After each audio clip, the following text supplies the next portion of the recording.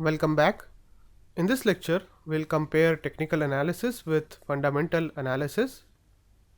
Technical analysis focuses on price and volume data of the security.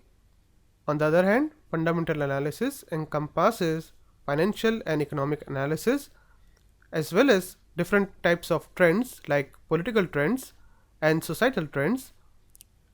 Technical analysis factors in the results of extensive fundamental analysis in terms of how it affects the price and volume of a given security. Technical analysis assumes all factors considered by a fundamental analyst are reflected in the price of a financial instrument through buying and selling activity. The type of data used by each of these methods is another key distinction between them. Technical analysis uses price and volume data, while fundamental analysis uses numerous data estimates and assumptions that have been added together to arrive at the line items in the financial statements.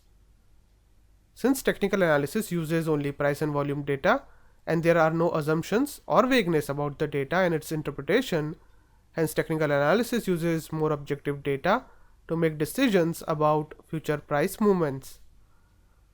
On the other hand, fundamental analysts rely on a result of numerous estimates and assumptions which are added together to arrive at the line items in the financial statements. For example, even the cash line on the balance sheet is subject to management's opinion about which securities are liquid enough to be considered cash. This opinion must be agreed to by the auditors and the relevant regulators.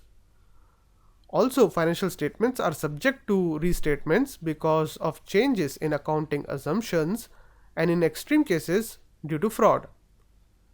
When you compare this to the price and volume data used by technical analysis, you see that technical analysis uses more objective data to make decisions.